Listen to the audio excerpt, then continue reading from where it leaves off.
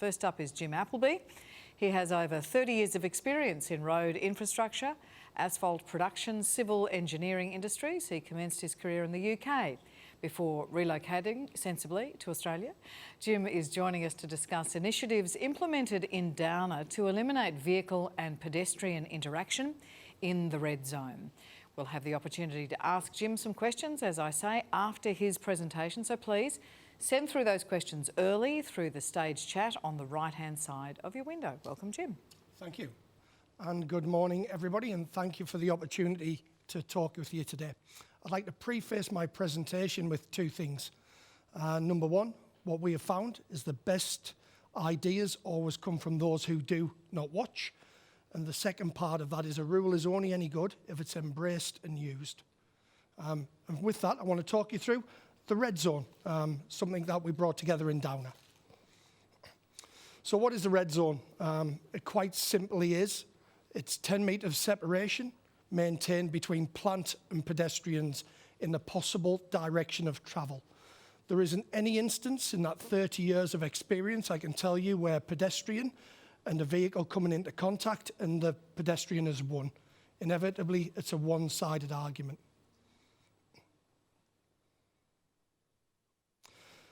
And sitting behind every reason for change is a why, and our why is quite profound.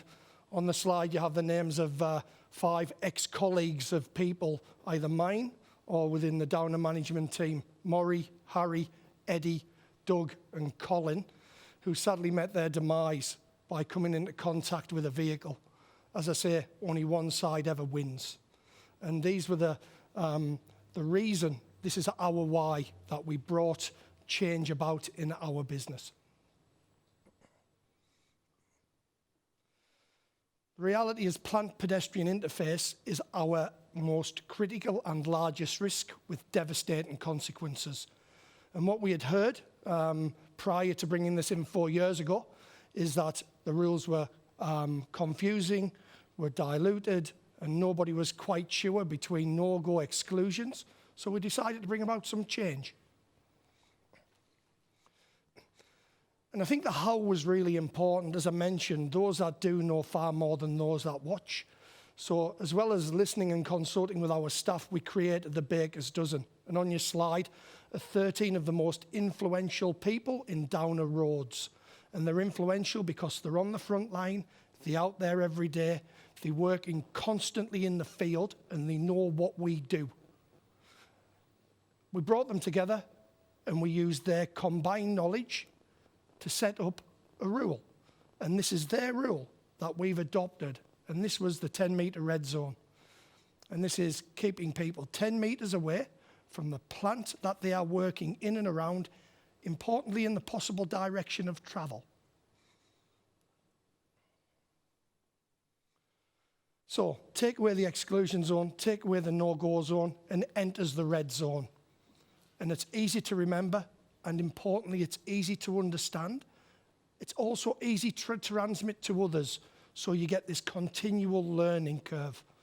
And, you know, rather than just making it a blind rule, you know, it was thought about, it was developed, and it came back that this was the answer. And that's why we adopted it. We also like to make things memorable in Downer, and one of the thoughts we had around this was each peat of plant will give it a chili rating. Why chilies? Because you can either get one of those nice little green chilies or the small red ones that's mildly warm, or you can go up to the, I don't know, the Tennessee Reaper, which is incredibly hot. So we use 3 chilies as our extreme, 2 chilies as our very hot, and 1 chili as our hot. So people had a visual reminder of danger comes in different forms, and some vehicles are more dangerous than others. As I mentioned at the start, a rule's only any good if people understand it and embrace it. And we spent a lot of time thinking about how we take this rule, how we take this change to our business. And change management is incredibly challenging. What we did find and what feedback we received is our people don't learn from PowerPoint. They don't learn from just sitting in a chair, watching a presentation, then going back in the field. So we embraced a different way of doing this.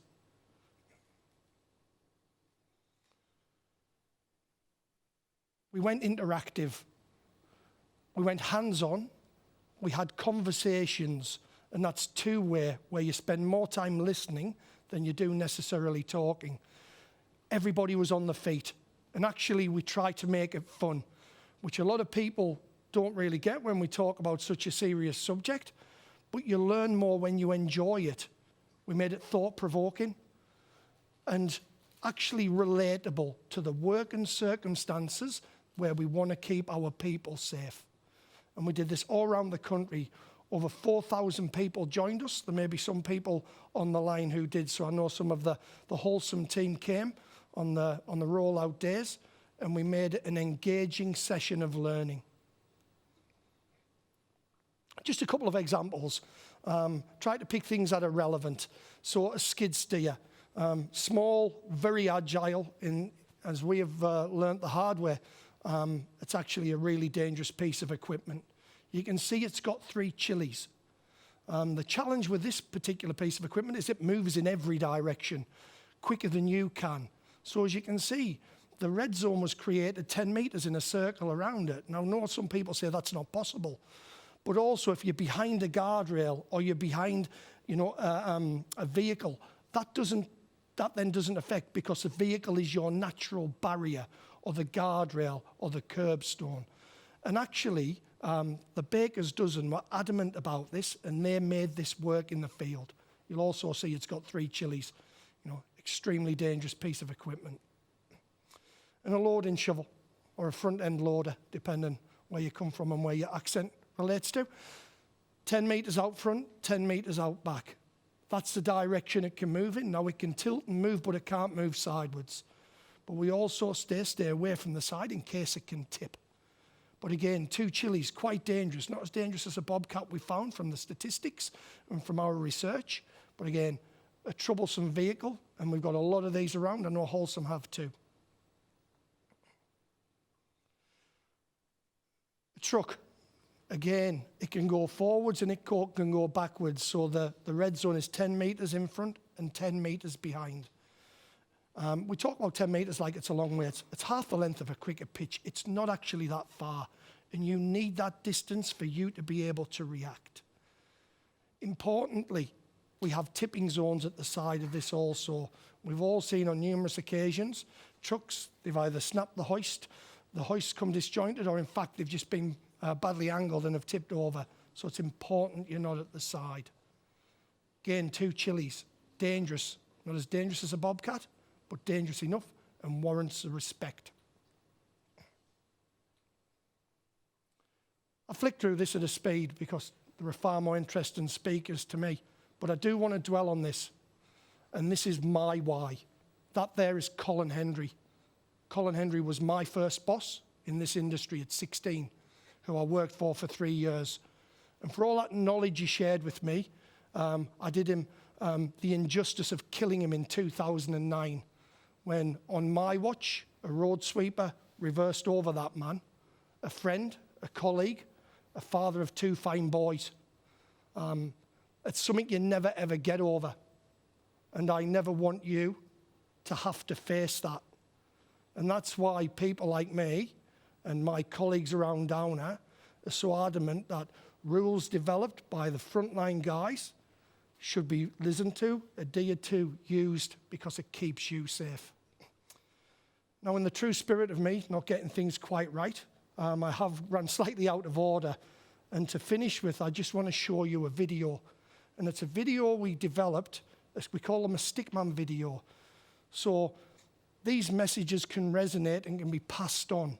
You can do an event, you can do lots of learning, but we need it to move through the business constantly and stay alive. And I'm hoping the guys can work a bit of magic and bring that video to play roundabout now. Downer's zero harm goal and commitment is to care for our people, the business, the communities in which we operate, and our environment. The Red Zone. In 2016, we launched our Mission Possible, Safe Position is My Mission initiative with the introduction of the Red Zone. The Red Zone is a no-go area of 10 metres directly in front of and behind operational plant. Applicability. The red zone only applies when plant is operational. This is the case when the operator is in the cab, the engine is running, and the plant is moving or about to move. Red zones do not apply when there is a solid physical barrier such as a curb, guardrail, or crash barrier in place, which would prevent the plant from hitting you. Reduced and extended red zones. Red zones apply in one direction only if the plant can only move in a single direction when in working mode, such as asphalt pavers, or if strict controls are in place for common works behind the plant, such as hand spraying behind tack coaters and sprayers. Plants such as skid steers and forklifts have the 10-metre red zone extended in all directions when operational, as they can rapidly change travel direction. Approaching the red zone. People on foot are not to enter red zones, and operators must stop immediately if anyone enters the red zone. Operators should only continue when it is clear and safe to do so. If you do have to approach operational plant, first establish positive contact with the operator from outside the red zone. Get acknowledgement with either a wave, a nod, or by radio. Wait and do not approach until the plant is completely stationary and the operator has indicated it is safe. Remember, safe position is our mission.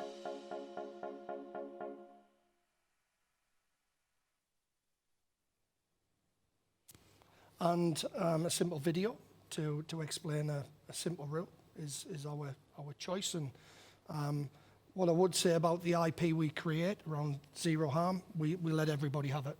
So if there's anything you need or anything you've sorted it, happy to share it with anybody who would like to have it.